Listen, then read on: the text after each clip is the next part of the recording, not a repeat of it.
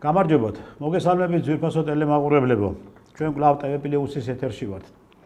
მოკლედ, პოლიტიკური მდგომარეობა ჩვენს ქვეყანაში გარდა იმისა, რომ რაღაც გარკვეული პოლიტიკური მიმართულებებით იყო დაძაბულობა და ქვეყანაში თითქმის თავდაყირა ედგა პოლიტიკა, ამის გარდა კიდევ გამოჩნდა რაღაც გაურკვეველი და რაღაც ისეთი მოულოდნელი მიმართულებები, რომელმა მიმართულებამაც პირდაპირ პოლიტიკოსები გადავიდნენ აი ამ ძალადობრივ და ტერორისტულ საქმიანობებზე. სასაული არის მოკლედ რა, ესე იგი გამოველიათ უკვე ალბათ რესურსი, პოლიტიკური რესურსი სახელმწიფოს წინააღმდეგ ბრძოლაში და ეხლა დაიწყეს ამას ეხლა მე როგორც ჩვეულებრივი მოქალაქე ვიტყვი, არანაირი ამას ვერც კრიმინალურ შეფასებას ვიმჩნევ, ამას და ვერც ვერანაირ აი ხულიგნურს და ვერც ვერანაირ რაღაც თვითნებურ რაღაც იმას ისეთ მოქმედებებს, რომელიც ადამიანს რაღაცა განზრახული აქვს იმისათვის, რომ ვიღაცაზე შური იძიოს ან რაღაცა გააკეთოს ისეთი, რომ სახელმწიფოს ავნოს, ხალხს ავნოს, ხალხი დააზარალოს. მოკლედ აუხსნელი ეს ყველაფერი. რა იყო და რამ გადააწყვეტინა ალეკო ელისაშვილის ის საქციელი, რომელიც საქციელის საფუძველზეც მან თვით ლიკვიდაცია გააკეთა. დუმან დღეს ოპოზიციური პარტიის ლიდერები ხმას არ იღებენ დღეს არც ერთი პოლიტიკოსები და არანაირ, ესე იგი რომ ვიტყვი შეფასებებს არ აძლევენ რას ნიშნავს ეს საქციელი და რასთან არის ეს დაკავშირებული. ეტყობა თვითონაც ვერ არიან ბოლომდე გათვითცნობიერებული ამ საკითხებში და თვითონაც არ იციან ბოლომდე რა მოხდა და რა იყო, ხო? გარდა იმისა, რომ მხოლოდ ოფიციალური მხარე ქართული ოცნება და ძალონები აკეთებენ განცხადებებს და დებენ მტკიცებულებებს და ფაქტებს, რომ მართლაც შედგა დანაშაული. და მეტიც თვითონ პიროვნებაც აღიარებს, რომ მე ჩავიდინე ეს დანაშაული და არც ვნანობ, ხო? ნუ სასწაული რაღაცა არის ეს ყველაფერი. ეხლა დღეს ჩვენ მთელი დღე არის აი რაღაც გარკვეულ ამ კუთხით ფიქრობთ, მსჯელობთ და ახსნა ვერ უპოვეთ ამას, რამ განაპირობა და რამ გადააწყვეტია ალეკო ელისაშვილს, რომელსაც ამბიციები ჰქონდა და რომელსაც დიდი, ესე იგი, რომელიც წარმოდგენა ჰქონდა თავის თავზე, რომ ის იყო ჩამოყალიბებული და შემდგარი პოლიტიკოსი. და წარმოვიდგინოთ თქვენ ამ ჩამოყალიბებულმა და შემდგარმა პოლიტიკოსმა უცებ გადადგა ისეთი ნაბიჯი, რომელიც ნაბიჯს არ გადაგზავს უბრალოდ ქუჩაში ვიღაცა რიგითი, რომლებიც საერთოდ არიან გარკვეული არანაირ პროცესის საკითხებში, ის არ გადადგას ამ ნაბიჯებს, ხო? და მან გადადგა ეს ნაბიჯი. მით უმეტეს მას ჰქონდა თითქმის ამ პოლიტიკაში იმის საშუალება, რომ თუ ის სწორად გათვლიდა და თუ სწორად ის გაყვებოდა პოლიტიკურ გზას, რაღაც გარკვეული წარმატებებს მიაღწია პოლიტიკაში და რაღაც გარკვეული სიმპათიები და რაღაც გარკვეული ნდობა მოეპოვებინა საქართველოს მოსახლეობის წინაშე, მაგრამ მისმა არაადეკვატურმა, მისმა რომ მეტყვი ესეთმა ხულიგნურმა საქციელებმა საქართველოს მოსახლეობას ძალიან ცუდად დაამახსოვრა თავი. მით უმეტეს მეც კარგად მახსოვს, რომ ის როდესაც რაღაცას აქტიურობდა და რაღაცა აქტიურ პროცესებში იყო ჩართული, ისიც კი იკადრა და გააკეთა დღეს 9 მაისს იქ ვაგის პარკში შეკრიბეს ლიბერასტები და იქ სამამულო ომის მონაწილეებს და ვეტერანებს და ამ დამსახურებულ ადამიანებს შეურაცხყოფებს აყენებდა და მედლებს და გეორგიევსის ლენტებს აგლიჯავდა მკერდიდან, ხო? აი ესეც კი იკადრა მაშინ და ანუ ესე იგი ეს ადამიანი იმ თავიდან ვერ იყო ისე იმ მდგომარეობაში, რომელიც მდგომარეობის საფუძველზეც ჩვენ ვიტყოდით, რომ ეს ნორმალური ადამიანი არის. დღეს ჩვენ ამ თემებზე გვექნება საუბარი და სწორედ ამიტომ გადავწყვიტე, რომ მე დღეს ბევრი ვიფიქრე და ბევრი ესე იგი რომ ვიტყვი ჩემს მეგობართან მინდოდა გამევლო ეს საკითხები და ეხლა ბოლო შევჩერდი იმაზე, რომ ბატონი ჯუბეთავ ადგილაზე, რომელსაც აქ გამოცდილება პოლიტიკაში და დღესაც პოლიტიკურ მოღვაწეობას ეწევა და დღესაც ის პოლიტიკური მიმართულებით მუშაობს და აკეთებს რაღაც გარკვეულ განცხადებებს, მე ვფიქრობ, რომ ამ ადამიანის გარდა ამ სწორ შეფასებებს და ზუსტი დასკვნებს ალბათ კიდევ არიან კატეგორიები, რომლებიც იტყვიან, მაგრამ მეტი უფრო სწორი და უფრო რაღაც მეტი ახლოვესთან ახლოს უფრო ბატონი ჯუმბერი გვეტყვის და აგვიხსნის ამ საკითხებთან დაკავშირებით და თვითონ ამ ქმედებთან დაკავშირებით რასაც გვაქვს საქმე ბატონი ჯუმბერი, მოგესალმებით. მოგესალმებით და მოგესალმებით ჩვენს. მადლობა სტუდიაში მომზადებისათვის ბატონი ჯუმბერი. პირველად ხედავ მე ასეთ რაღაცას სამქვეყანაში. პირველად კი რა არ გვინახია. ახლა თქვენ მithumetet პოლიტიკაში ხართ ატეხაენ და რა არ გვინახია და რა ვიცი რა გზები არ გაგვივლია, ხო? და ყველაფერი იქ რუსთაველის გადაწვა, გადმოწვა, ამოყირავება, იქ ყველაფერი აბსოლუტურად თუ რამე სუდები იყო, ყველაფერი ხდებოდა, მაგრამ ბიჭო, ერთი რა ხდება და რა არის ეს და რას აგვაქვს საქმე და რა აიძულა ალეკო ელისაშვილი, რომ ეს ნაბიჯები გადაედგა. მოგესალმებით და კიდევ ერთხელ მივესალმებით ჩვენ მაყურებლებს. ეს არის ძალიან ძიმე შემთხვევა, ძიმე სიტუაცია. მე ჯერ კიდე 2008 წელს გამოვედი ინიციატივით, მაშინ ხალხის პარტიის რეგიონალური ორგანიზაციის თავმჯდომარე ხარ და დავითხოვე, რომ ვისაც პოლიტიკაში აქვს ამბიცია, რომ მოვიდეს და დაემკვიდროს ყველა პარლამენტობის კანდიდატმა საკრებულოს კანდიდატებმა უნდა წარმოადგინონ ეგრეთ წოდებული ფსიქო, ანუ ჯანმრთელობის ცნობა მეტყვი და ელისაშვილის მაგალითმა კიდევ ერთხელ დაადასტურა ის ფაქტი, რომ მე ვიყავი ძალიან მართალი, იმიტომ რომ ეს აუცილებელია. რომ ვინც მოდის პოლიტიკაში, ვინც მიდის პარლამენტში და სახელმწიფო სტრუქტურებში სამუშაო, მე გულისხმობ მთავრობის მინისტრებს, ახლა დაბალეშოვნებს არ ტექნიკურ თანამშრომლებს არ გულისხმობ, მინისტრის მოადგილებმა და დეპარტამენტის ხელმძღვანელებმა უნდა წარმოადგინონ და მათ შორის პარლამენტ დეპუტატებმაც. და რა თქმა უნდა, დეპუტატებმა აუცილებლად უნდა წარმოადგინონ ჯანმრთელობის ცნობა, რომ რამდენად მათი ფსიქიკური მდგომარეობა არის ჯანმრთელი და საყი. და რატომ? აი, მაგალითი თუ რატომ? ეხლა იცით რა არის ელისაშვილის ქმედება, მე მოვისმინე ბევრი რაღაც კომენტარები არის კატეგორია საზოგადოება, რომელიც ამბობს, რომ ვიღაცამ საზღვარგარეთიდან დაავალა ევროპა, აგენტია, კი ბატონო ელისაშვილმა აგენტია, ჩვენ ეს ვიცით, მაგრამ ის რომ ევროპიდან ამის დავალება წამოსულიყო, შედეგი რა იქნებოდა? ანუ თქვენ ფიქრობთ, რომ ეს გამორიცხულია, რომ დაუშვათ კურატორი, რომელიც მართავს პიროვნებას, რომ ეს დავალება არ იქნებოდა კურატორიდან წამოსული. ეს არანაირი კურატორებისგან ასეთი ქმედება ვერ იქნებოდა წამოსული. რამოდენი მიზეზი. პირველი, მისი ქმედებით რომ ჩაედინა ის თავისი განზრახვა აღესრულებინა, ამით საზოგადოების აღშფოთებას და ქუჩაში გამოყვანას ვერ შეძლებდა. ევროპელ კურატორებს რა ჭირდებათ? საზოგადოების აღშფოთება, მღელვარება და ქუჩაში გამოყვანა ძალადობრივი ქმედებით ხელისუფლების შეცვლა. ელისაშვილის ქმედება ამას საზოგადოებას ვერ გამოიწვევდა. იმიტომ საზოგადოებას სულ არ აინტერესებს ელისაშვილი რამდენ ფურცელს დაწვავს მაგალითად სასამართლო რომელიღაცა დარბაზში, ხო ეგრეა რა? დი, კანცელარია. ის რომ აგენტია ვთანხმდებით, ხელისუფლებას მე ვთანხმდები, მაგრამ ის რომ ვიღაცა კურატორმა ეს ევროპიდან დავალეს, მე ამაში ვერ ვეთანხმები და არასწორია მიზანი და შედეგი. აი მას ხო, მოდი ამაზე ვიმჯეროთ. აი დაუშვათ, ხო, დაავალეს კურატორებმა და გააკეთეს ელისაშვილმა. მაგრამ შედეგი რა იქნებოდა? თქვენთვის არ იყოს რა შედეგი უნდა მიგვიღო? ევროპა, ხო, თუნდაც იმ ევროპას რა შედეგი უნდა მიიღო? ევროპა რა შედეგს მიიღებდა? არაფერს, ხო? ევროპა ამ შემთხვევაში თავისთავად იცოდა, რომ მიიღებდა 9-დან 16 წლამდე პატიმრობას ალეკო ელისაშვილი, ხო ეგრეა რა? დიახ. ეხლა თუ ევროპას ჰქონდა განზრახული ის, რომ ალეკო ელისაშვილი ჩამოეცილებიათ საერთოდ პოლიტიკად, ის ისედაც ჩამოცილებული იყო, ჭანჭიკი იყო ის. ჩახსენილი იყო ეგ. ჭანჭიკი იყო, უბრალოდ ჩვეულებრივი ჭანჭიკი იყო რა. გეთახმებოდა, რას ეკითხებოდა, ხაზარაძემ 20 ევროში ძლივს ჩასვა და მე რაღაცა მერობის მოადგილეთ და რაღაცა და რაღაცა. ნაპატიეთ ეხლა საკრებულოს თავმჯდომარეობას ხაზარაძე მაგას გაუკეთა აი რომ ვიტყვი ლიკვიდაციის იმაზე მეიყვანა პოლიტიკურ ლიკვიდაციას დაიწყო ხაზარაძე.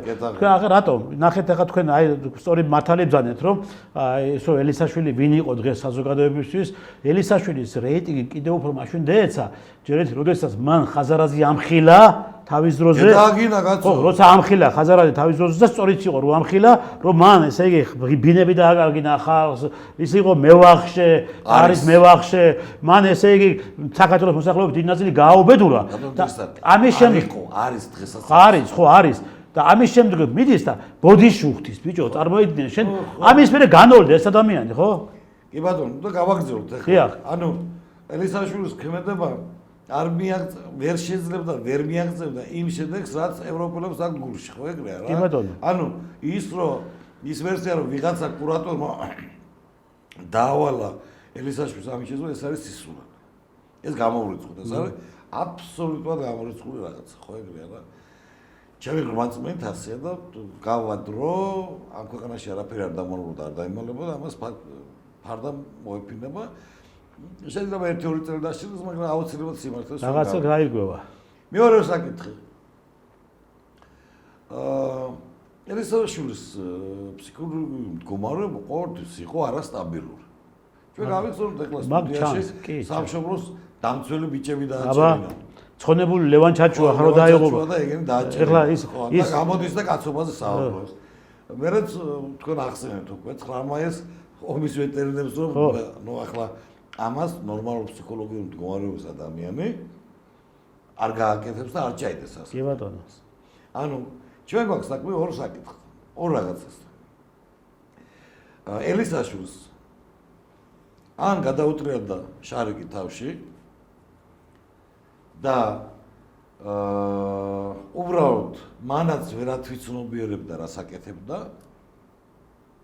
მანაც ვერათ ვიცნობიერებდა რას აკეთებდა, მის ქმედებები თვითონაც არ იყო გარკვეული, ან შიგნით ვიღაცა მაინც.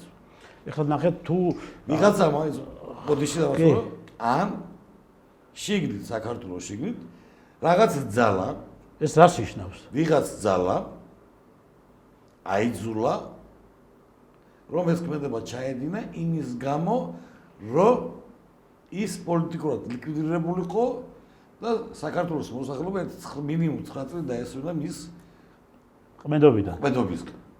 ეს ორი ვარიანტია. ანუ მან თვითლიკვიდაცია გააკეთა, პოლიტიკური თვითლიკვიდაცია გააკეთა ან ფსიქოლოგიური მდგომარეობის გადახდის შედეგად, ან მასზე იყო რაღაც ძალიან დიდი მნიშვნელოვანი კომპრომატები და მას უთხრეს ან ასე მოკვდები პოლიტიკურად, ან ასე მოკვდები. აირჩია რომელი სიკვდილი გირჩევნია. ეს ამ პაზორით სიკვდილი გირჩევნია პოლიტიკურად თუ არა? ჩვეულებრივად სიკვდილი პოლიტიკურად. თქვენ ფიქრობთ მან აირჩია ის პოლიტიკური სიკვდილი რა.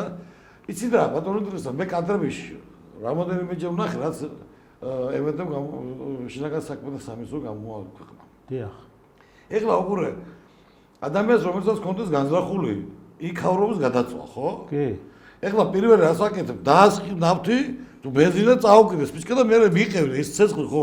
იმ მოყვება რა ქვია, კი ბატონო. ბენზინის კვარს მოყვება და ერთბაშად მოიცავდა ცეცხლს. კი ბატონო. ანუ განზრახულის არ ქონდა დაწვა.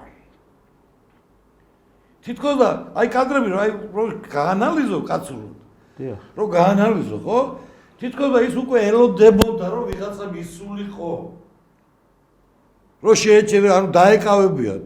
ანუ პროცესს არ აგზელებდა აი. პროცესს ან აი ისა შენელებული პროცესით მიდიოდა რა, აი შენელებული პროცესით მიდიოდა. თუ ეხლა როგორ გეკადრებათ ბატონო, ეხლა თქვენ ან მე შევედით რაღაც უნდა ჩავიდინოთ, ხო? და გადავწყვიტეთ რომ დავწვათ რაღაცა, ხო? კი ბატონო. და გვაქვს ბენზინი. ნავს ეხლა საქართველოში ვერ ხიბი ახლა ისე ორი, ხო? არა, ნავს ახლა ვერ ხიბი. ბენზინის თვისება რა არის? წვედი დააწვედა და წაიღე ასე და წავა ელვისება ალებადია და მიყვება იმას. ასე რომ მან რო პირველი სამუშაო მაგიდაზე დაასხა, მას რო ეს განზრახვა შესრულებაში ხსდონებოდა მოყვანა, ასაც გაუნთებდა და გამოყვებოდა ასე კრუხში და ისე დაასხამდა ბენზინს. მან როგორ ჩაიდინა, ყველა მაგიდას და მივიდა დააწყდა და დროც კი კონდა იმისა რომ ასეთი მოასხა კიდევ. ხო, ასეთი გაენდო, მაგრამ არ გაენდო. გეუბნებით კიდევ ერთხელ რომ ის ელოდებოდა ვიღაცა ისეთებს, ვის შეაჩერებდა მის ქმედებას. და ამისად ეს ქონდა მისგან განზრახული.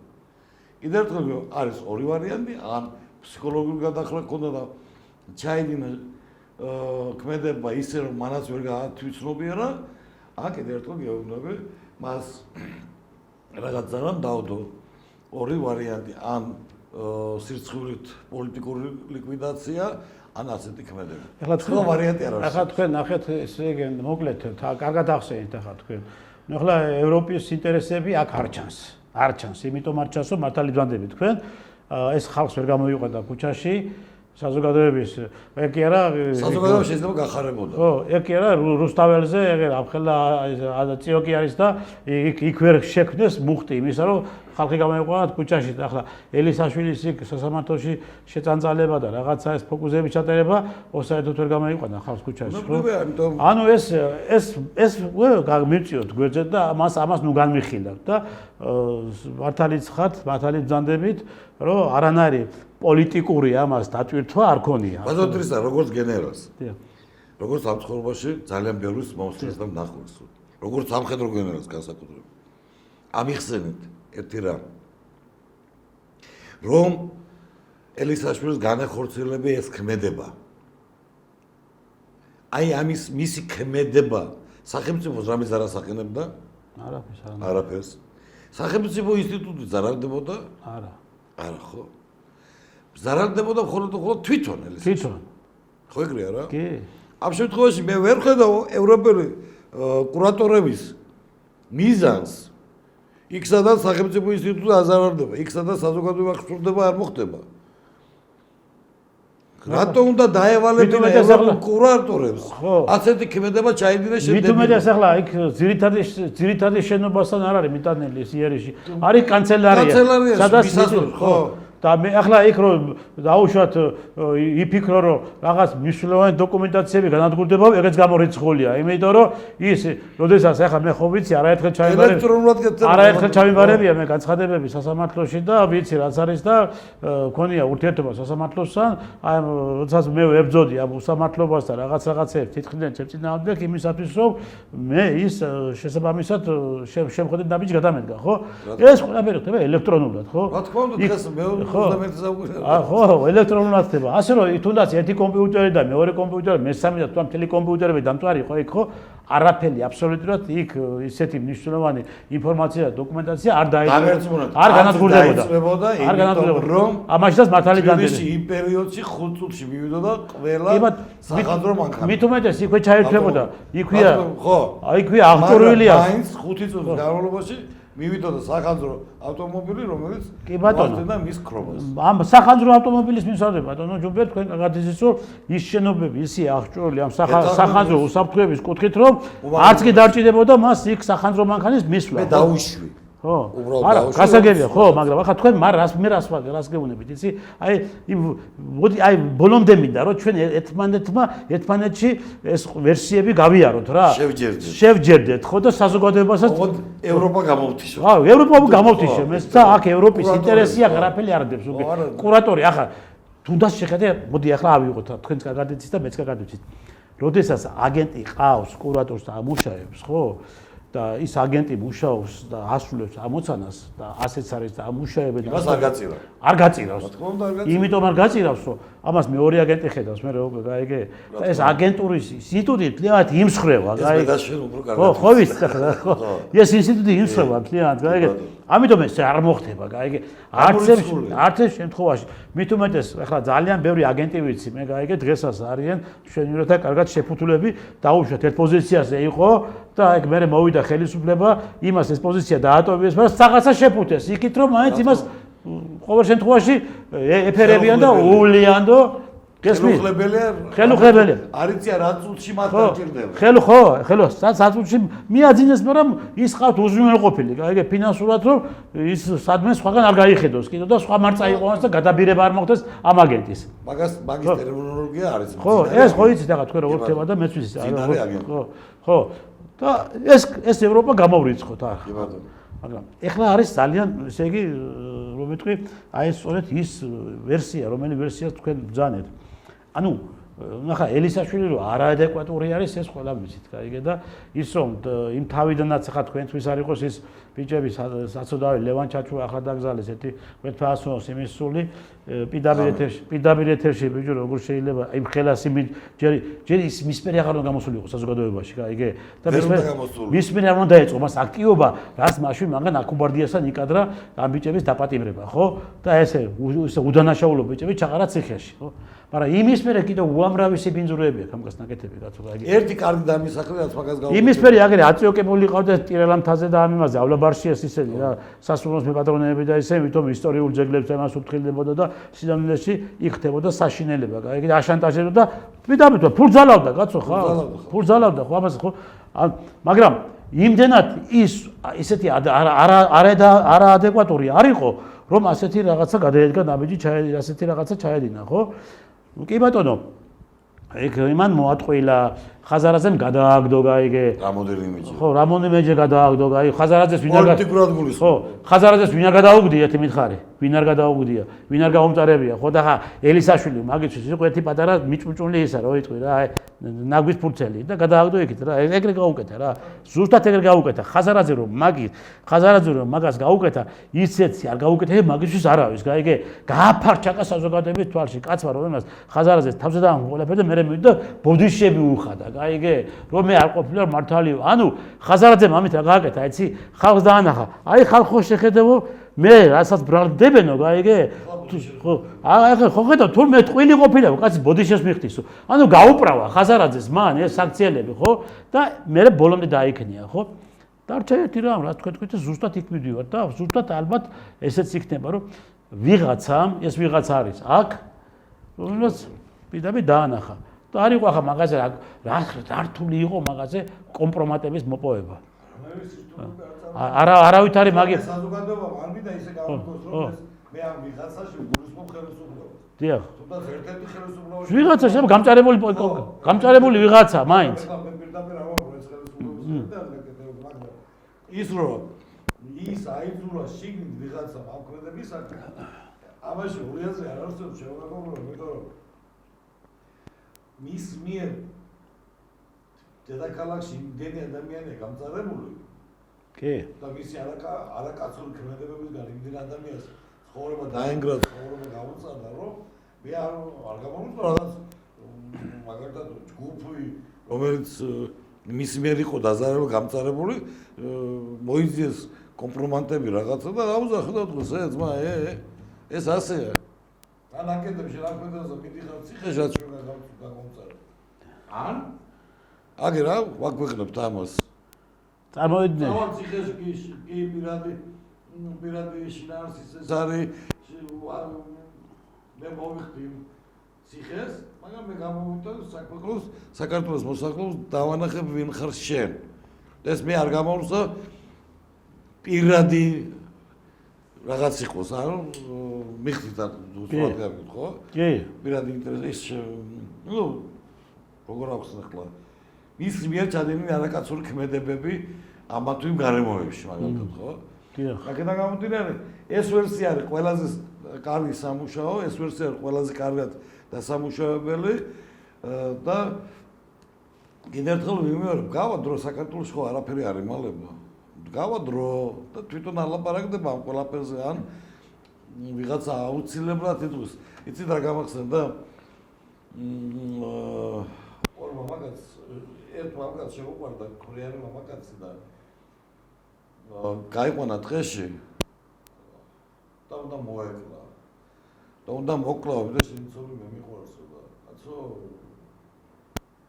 არ გეშინიაო მეო რა ფოთლების მეტიო აქ არაფერი არ არისო რა ვინ უნდა დამინახოს და მოკლა და გარკვეულწლები ამის ცოლი მოიყვანა ის იმ კაცის ცოლი მოიყვანა ცოლად მან და გარკვეულწლების შემდგომ კაკლის ხის ძირში ზიან და ფოთოლს გაექცა თვალი და გაეცინა ყველას და მეუღლე ეუბნება რომ რაზე გაგეცინა და ასე და ასე იყო რა და ის მეუღლე წავიდა და დააბეზღა და დაიჭირეს ანუ ამ დღისი თქმა მინდა იცი ამ ქვეყანაში არაფერი არ იმალება არ ქვეყანაში კი არა საერთოდ ცხოვრებაში არაფერი არ იმალება აი ეს ამ ქმედების უკან რა ედგა საზოგადოება აუცილებლად ამას გაიგებს ოღონდ გვიან აუცილებლად სიმართლეს თავის ადგილს ნახავს სიმართლე თავის სინათლეს გამოანათებს და ნახავს და ჩვენ ერთ-ორ წელს განმავლობაში შემდგომ ჩვენ გვეცოდინება აუცილებლად რა აიძულა ეს კაცი და მინდა გთხოვოთ რომ შეინახოთ ეს ჩანაწერი არქივში და გავიხსენოთ ბევრი ჩანაწერები გვაქვს თქვენი ჩანახული ბატონო გავიხსენოთ ის ჩემი ვერსია გამართლდება თუ არა ეხლა ნახეთ ბატონო ჯუმბერ ეხლა რაც შეეხება თქვენს ჩვენ ტელევიზიაში სტუმრობას და გამოსვლებს ეს წლებია მიმდინარეობს და აი სხვა პოლიტიკური პროცესების შეფასებებს გვაქვს ჩანაწერები და ეხლა სიმართლე გითხრათ ხანდახან ვადარებთ ხოლმე გაიგე და ბევრი რაღაცები ემთხოვე ერთმანეთს ხო და ამიტომ ამასაც შევინახავთ ხო და ეხლა ნახეთ რაც შეეხება ალეკო ელისაშვილს წარუდგინეს ტერორიზმის მუხლი სისულელეა პირველი ნაწილი ახლა შეხედეთ პირველი ნაწილი ანუ ესე იგი ეს არის 10-დან 15-მდე ხო თუ 9-დან 16-მდე ხო 9-დან 16-მდე ახლა მოდი ამაზე ვიბჯელოთ ჩვენ ახლა იქ მე თუ მკითხავ ხო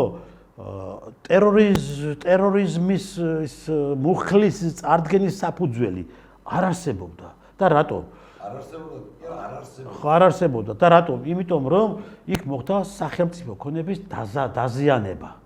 ხო? არ დაზიანებულა, არ შედგა დაზიანება. ანუ ტერორიზმის მუხლი რომ წარადგინათ, ხო? იქ უნდა მოხდარიყო ადამიანების ლიკვიდაცია, აფეთქება.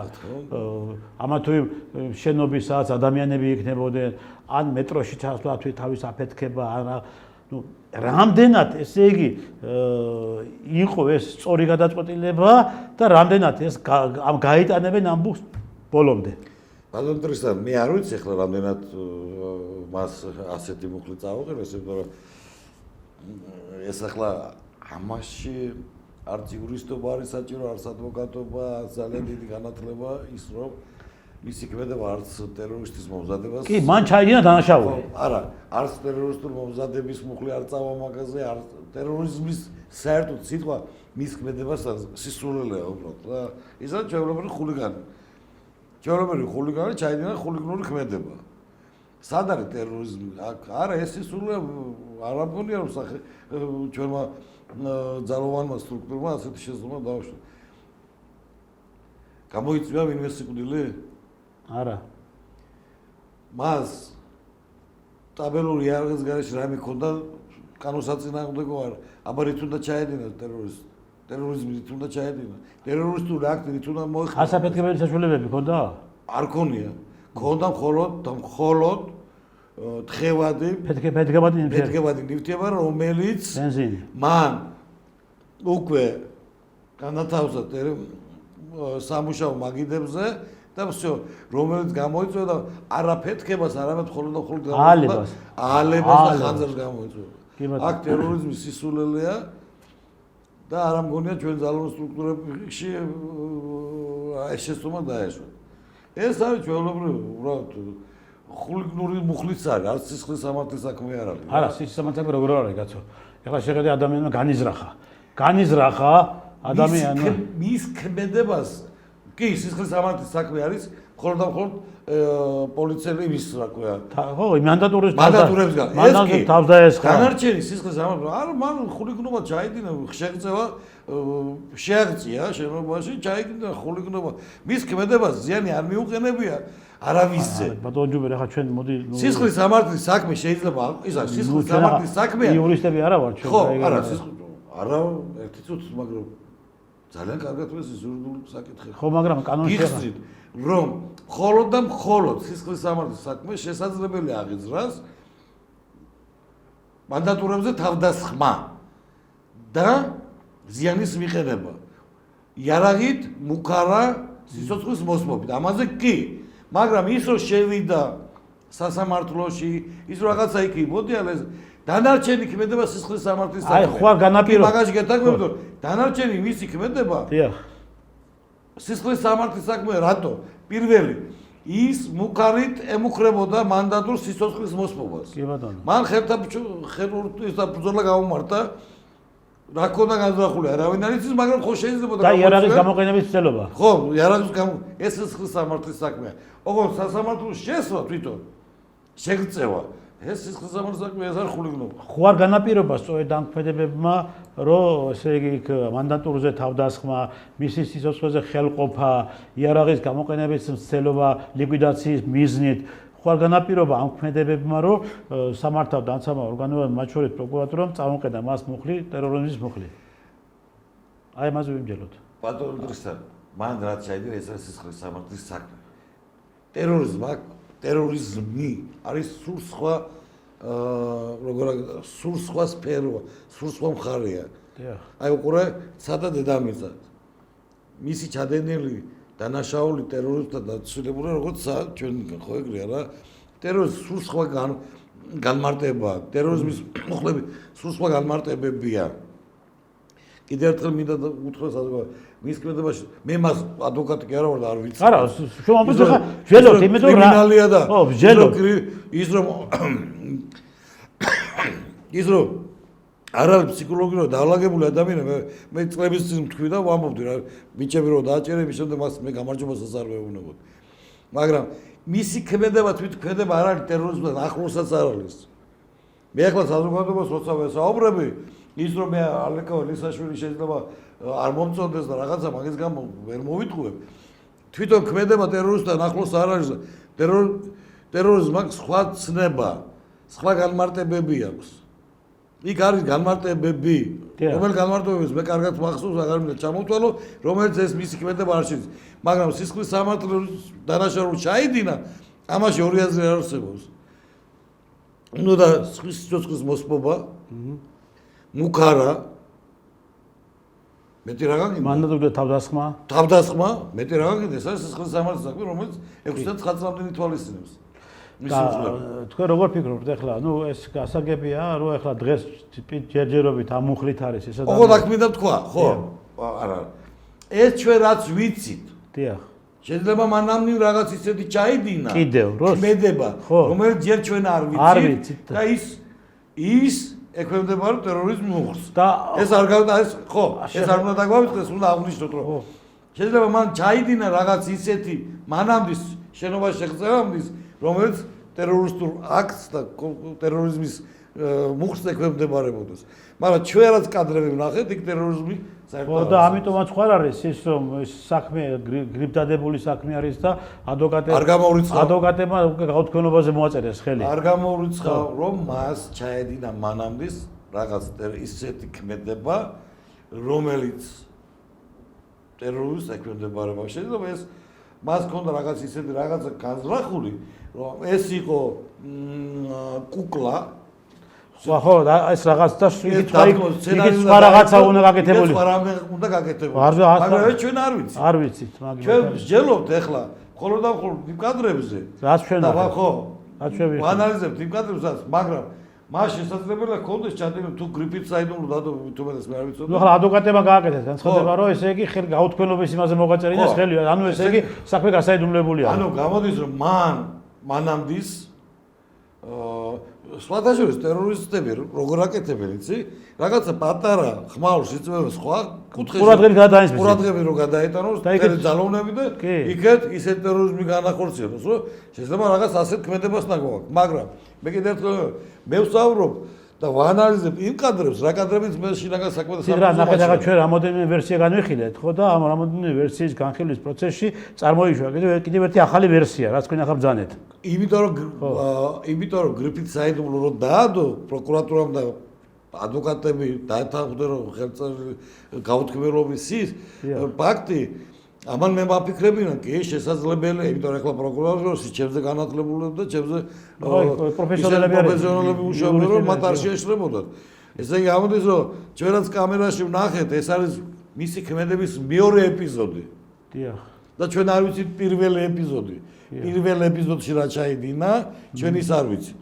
ჩვენ ვიცით მხოლოდ და მხოლოდ მეორე ეპიზოდი, თუ აქ რაღაც აქვს ჩადენილი ისეთი ძლიერი განზრახული, მეორე ეპიზოდს უნდა გამოეწვია ხმაური, რომ მთელი შინაგან საქმედასამე რაღაცა ის გადმოეტანა ყურადღება აქ, რომ ეს შემდგარიყო ეს ფაქტი.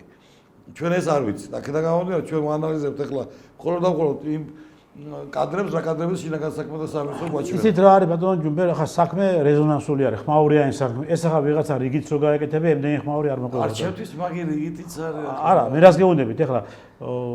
მე გეუბნებით იქიდან გამომდინარე, რომ ასე თუ ისე გინდა ცუდად დაამახსოვდა საზოგადოებას, გინდა კარგად დაამახსოვდა ელისაშვილი და ყველა ვარიანტში ცუდად დაამახსოვდა საზოგადოებას და ყველა ვარიანტში რომ ცუდად არა, როგორც არაკაცის. ხო, ეგ არის რა. აი ყველაფერს თავის სახელով დავაკვეთ, რომ შემდგომში მე არ გავიმიორი ისეთ კი ბატონო. სხვა არ გაიმიორი. ის ცუდი საქციელებმაც კი მას გაუკეთა, მაგა გარკვეული ცუდი სახელის მოპოვება ქვეყანაში, ხო? ცუდი სახელის მოპოვება, ხო? ეხლა მით უმეტეს ადამიანი რო იმას იტყვის, ბიჭო, ეხლა მე მახსოვს, ძალიან კარგად მახსოვს მაგის განცხადება, 3 დღე იყო უკრაინაში, 3 დღე. წავიდა საუბრად უკრაინაში, ჯერ უკრაინაში რატომ მიდიხარ? ჯერ არც მომიად. ხო, არა, რატომ მიდიხარ? მესამე ზოლში იჯდა ყაყობს. ხო, ვიცი, სადაც იჯდა და სადაც იყო და ჩამოვიდა და რას აკეთებს, განცხადებას აკეთებს, იცი? 3 დღეშიო 3000 რუსი მოვკალიო, გაიგე? 3 დღეშიო. ახლა ნახეთ, წარმოიდგინეთ თქვენ, 3 დღეში 3000 რუსი მოკლა, დაბმული რუსია დაახოდეს, ან რაღაცა დამწრეული რუსები ანახეს და ის ყუმბარები შეაკრებინეს და ასე მოკლა. ახლა არაადეკვატური ადამიანი. ხო, არა, რას აკეთებს? მე ახლა რა ხდება? 3 დღე ჯერ ჩასვლაგინა უკრაინაში, აქეთ ჯერ რო ჩახვიდო პოლონეთში, მე პოლონეთიდან გადახვიდო, ნუ 3 დღე გინდა რა, წახვიდო უკრაინაში. მე რო ესე იგი ჩაებე საბრძოლო მაშინ პროცესებში ბატონო ჯუმბერ. მთელი რიგი საკითხები გასავლელი. პროცედურა გასავლელი კაცო ჯერ ისე ვიგაგიშვებს ხო ის ვიგაგიყვას პიჯამ ძე პირველი ხაზამდე კერძო სამხედრო ბაზაში უნდა გაწევრიანდეს, სადაც უნდა გაიაროთ წნები, უნდა შეეჩვიო იმას იარაღს, უნდა ისწავლო იარაღი. კი იცი იარაღი, მაგრამ უნდა ჩაგწერონ ათეულში, 20-ეულში, უნდა გასწავლონ მოქმედება ათეულის, 20-ეულის შერწყმა, რა ვიცი, მთელი პროცედურა. ხო, 3 თვის მინიმუმ 3 თვიანი მომზადება უნდა გაიარო, გაიგე და მე უკვე ჩაებები საბრძოლო მოქმედებებში. ჯერ მაგას ასე საბრძოლო მოქმედებებში ჩამბის თავი ქონდა, გაიგე და ასე თქვენ რატო გავიწყდა ვისთან ერთად ყობა ხაბაზი, ია ბარანის. ეხლა დავიწყე რომელი არის ნორმალური. მაგენი იბრალები კაცო თვითონ ომი მოიგეს და მაგენის განცხადებები უნდა გამომდინარე პუტინის კაბინეტში იჯდნენ უკვე და რუსულ ქართულ დროშას აფრიალებდნენ იქ. აიგე რაშია საქმე, ხო? აი ჯერ აქედან მისი ესე იგი რომ მეტყვი. არა, მათ განცხადებები მოსკოვი უკვე უკრაინამ აიღო, ჩვენ არ ვიცით ჯერ. ახლა კიდევ გამოვიდნენ ეს რაღაც ახასისულელებს თვითონ ოპოზიციიდან გამოვიდა. აი ესო პუტინის დავალებით დააპატიმრესო, გაიგე? აი პუტინის დავალებით დააპატიმრესო. ნუ ახლა რაღაც სისულელებს აკეთებენ, მაგრამ ეს არის რაღაც კიდევ ესე დაავადებული და ავადმყოფი ადამიანები, გაიგე, რომელიც ასე ფიქრობენ, მაგრამ რატომღაც აი ძირითადი მე მაინც არ ვთვლი მათ ოპოზიციას, გაიგე, მაგრამ ნუ ახლა არ არსებობს ოპოზიცია საქართველოს. არ არსებობს, მართალი გას, მაგრამ არსებობს. გეტყვით ახლა.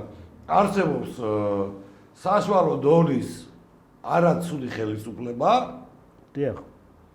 და არსებობს საზოგადოება. კი ბატონო. და არსებობს პატარა ჯგუფი საქართველოს ინტერესების დამაზიანებელი საქართველოს მტრები.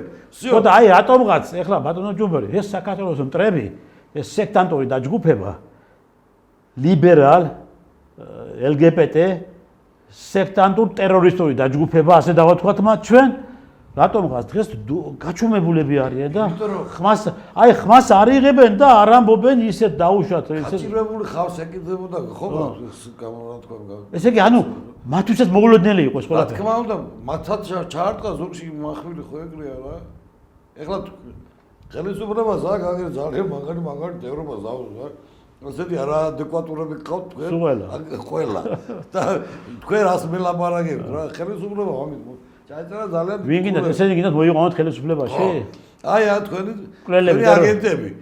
ამ ქმედები ჩამდენი პოლიტიკაში როგორ შეიძლება ყველა ასეთები არიან რეთქვის ხელისუფლება. და მართალიც იქნება ყველა ისეთები არის. არის გამოდის ამბობენ დღეს გასაგებია. ყველა ისეთები არის. მარტო ერთი ელისაშვილია კოლექტიური ნაცნობრაობა და მთლიანი დღეს არსებული ოპოზიცია გარდა იმ ეროვნულ რაღაც პატარა ჯგუფები რომ არის ვერც ვიტყვი პარტიები არის. არა ეს ჩვენ ვამბობთ იმას აქტიურ ოპოზიციას, ნაცმოძრაობას და ათ ოპოზიცია არ არის. ნაცმოძრაობას და მისი განშტოება. ხო. ხო, ეხლა აქეთ დანარჩენებია ჩვენ. ხო, იმ განშტოებაში ლელო და ისინი უნდა ჩართო გახარები. ეგენი მე განშტოება მაგათი კაცო. განშტოება რა არის? ეს ხო არ არსებობს საქართველოს ოპოზიცია და ეს არის ყველაზე დიდი მინუს ხელისუფლებისათვის და ის ხელისუფლება რასაც დღეს კარგად ვერ აკეთებს იმის ბრალო ხელისუფლებას არყავს ნორმალური ოპოზიცია. ოპოზიცია უნდა იყოს ხელისუფლების და არა სახელმწიფოს. ეს ავიწყდება. და ესენი სახელმწიფოს წინააღმდეგ მოგვედება. ესე ნეკოდე მე მოვიდე ხელისუფლებაზე თუ კიდე სახელმწიფო არ იარსებობს, მაგრამ ვისთვის მოდიება არ გავიგე. აი ელისაშვილის ქმედება მე მოვიდე ხელისუფლებაზე, გადავწვალ თელ საქართველოს. აი ეს არის. გადავბუგავ საქართველოს. ხო. ოღონდ მოვიდე ხელისუფლებაში. ხო, მაგრამ იცი რა არის? ესეც ხელისუფლების ბრალია.